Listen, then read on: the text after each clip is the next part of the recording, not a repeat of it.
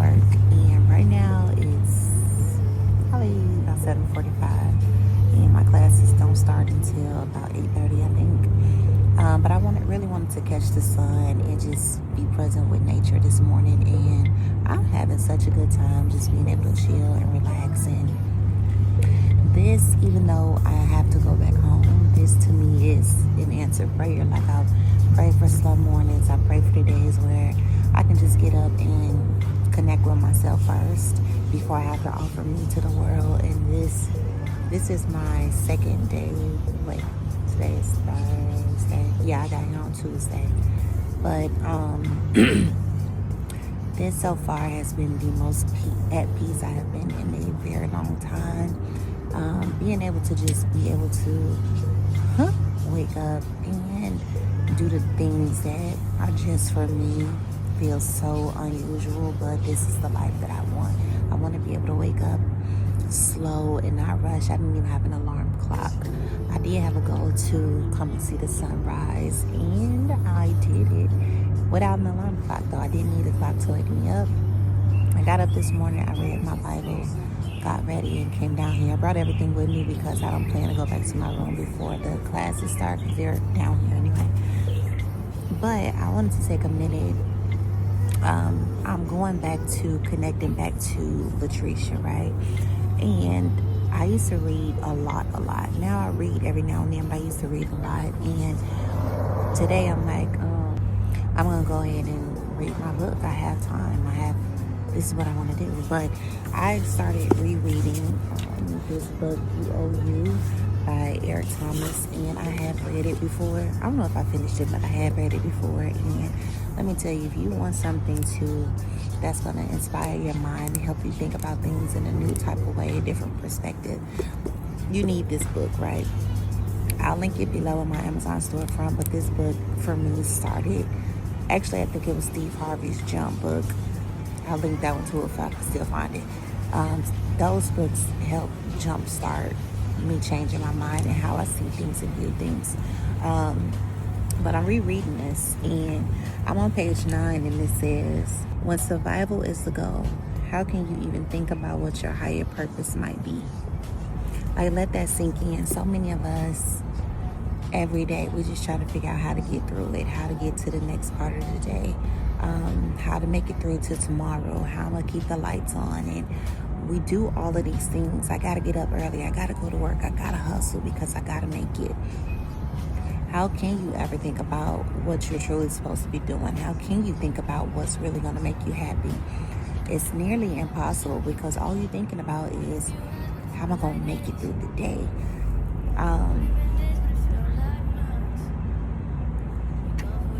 I think it's so divine that opening this book and reading the very line that I feel like is my purpose right now.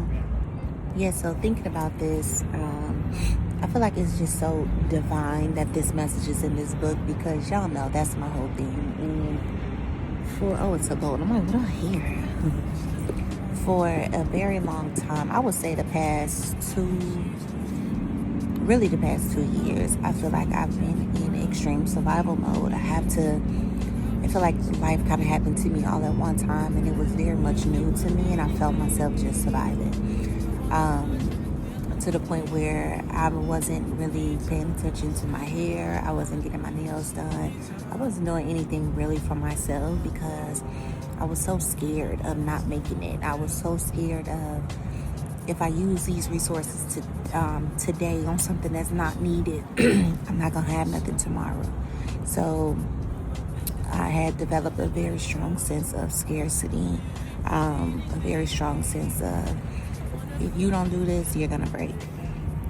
That mentality kept me trapped for the last 2 years. Good morning.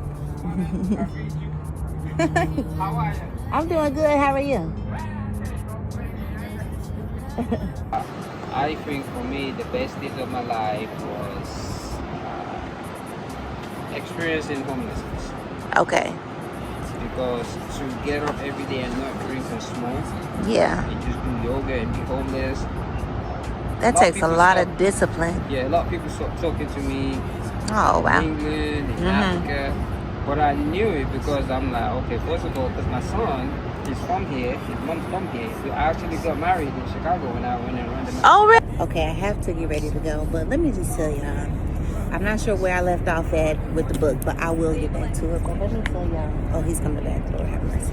Hold on. Okay, now I really gotta go. Okay, so I was sitting here, and y'all know I pray to God every day. Help me see what it is you need me to see. Help me to be able to connect to who you need me to connect to. And I'm sitting here reading, and I was going to tell y'all about what I read and what popped up to me and my perspective of it. And this guy comes running, and I seen him running up, and he came over to me and he said, "Oh, I see you recording a video. I like that you're doing that." And I'm like, "Well, thank you." He starts to tell me his story. I'm gonna link his YouTube and Instagram and stuff. He's a homeless guy with so much insight, it's crazy. The conversation me and him had was so genuine. Probably like 15-20 minutes I've been talking to him, and he's just talking about how him becoming homeless was the best thing that ever happened to him, in a sense. He manifested and attracted like wealth, because he does all this running. He ran 65,000 miles in a year, because he's just focusing on what he's supposed to be focused on, which is healing. He do a lot of yoga and meditation and stuff like that. He said everything is being attracted to him, and there's nothing he needs for, nothing he worries about. He's actually helping people. He met a billionaire. The billionaire took him into his house. This man, who's not looking for anything, has attracted the attention of billionaires. Like, let that sink in really quick. But it was just really nice to talk to somebody who's not like trying to hype themselves up, not trying to put on a false facade or none of those things. It just felt good. But anyway, let me get my book. Let me show y'all what I was reading. Everything be so divine. It's so funny. It's so funny. Oh, I said, when survival is the goal, how can you even think about higher purpose? How can you even think about what your higher purpose might be? That's so funny. That's so funny to me. You know, sometimes stuff gets downloaded in my mind. I'm like, I don't even know how to process that. How do I process that, though? Just relating this back to that guy. When survival is the goal, how can you even think about what your higher purpose might be? This guy is not focused on surviving. Like, he's not. Like, he's focused on staying connected. He's focused on healing his body and not being addicted to anything, because I guess at one point he was drinking or whatever the case. He knows his purpose. Like, he knows his purpose is to, like I told him, just be the light. Other people will gravitate towards you, and you will share something with them indirectly. And he's like, I know he's so upset with people trying to manipulate homeless people and all of these things. I'm like, you have a purpose. And he knows it. But anyway, back to what I was saying and how it relates to me and my content. Sometimes when you're stuck in a mode of having to figure it out, having to pay this bill and pay that bill and figure this out and figure this out, you don't even stop and think about what your purpose is. You don't even stop and think about what it is that you truly want out of life or anything else. You just focus on getting through the next moment. And for me, I always knew I wanted to help people. Like, when I first started college, I went to college for nursing because I'm like, I want to help people. That's what I want to do.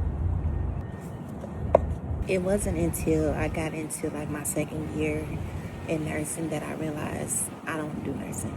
Like, I want to help people out. I want to be a source, but I didn't want to be a nurse. Like, I didn't want to do all the things. I didn't want to do the job of a nurse, if it makes sense. Like, help me put it into words.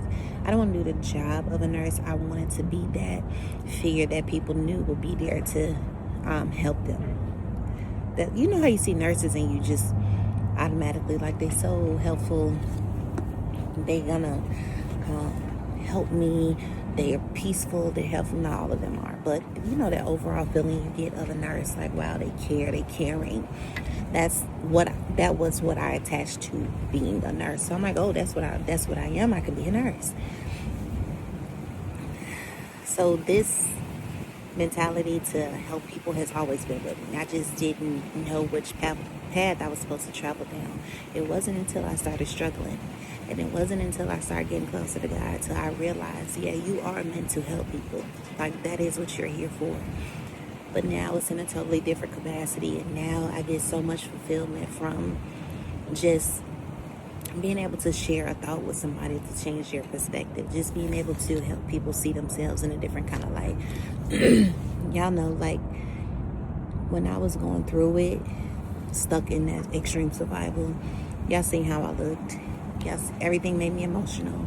I was not in control of myself because I was so focused on making sure things got done. I was so focused on my lack that's all I could see. That's all I could see. I had lost, almost in a sense, I lost my way. I lost, hey, you know it's going to be okay, right? You know this is just something that you'll be able to deal with. And you just have to stand up straight. Like, it's fine. Feel the emotion and move on. That's what I say all the time. Feel the emotion and move on. And somehow I got stuck. And me personally, I feel like that's where the devil was trying to attack me. Like, girl, you're not going that way. You're not going that way. And now, because I don't focus on my lack, like I said, I still have things that need to be taken care of. Everything is not 100% to me in my life right now. And guess what? It's never going to be. And that was the thought I had to realize and wake up. It's never going to be perfect, Latricia. What are you expecting? Like, why are you expecting that? It's not going to happen. If you never have any trials or anything, how can you learn anything new? How can you grow for real? You can't.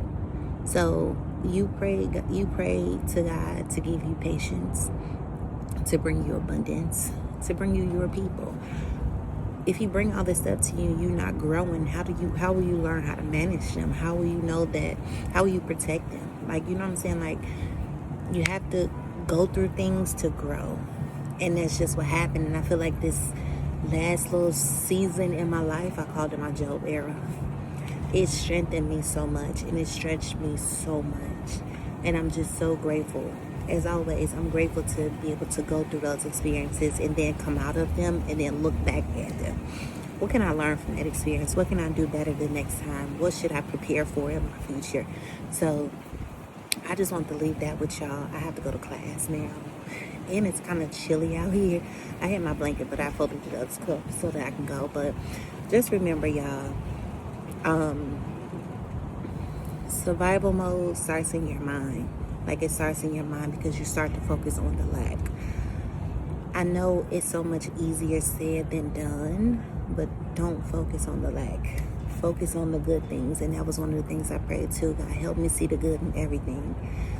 And I won't lie to anybody. I lost my footing for a moment because it was like da-da-da-da-da. I felt like my way of life, my structure, my security was being taken away from me and my kids. So it caused me to try to fight everything.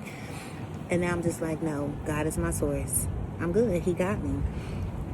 Look where I wake up to for the last few days. I'm gonna have another few days. This sitting out here with nothing but nature and just space. I could see the sun. I could see the water. I could see the birds flying around. I could see the trees. I just see the abundance of God of where I am. And it's so peaceful. I love you. I love y'all. I gotta go. I'll chat with y'all later.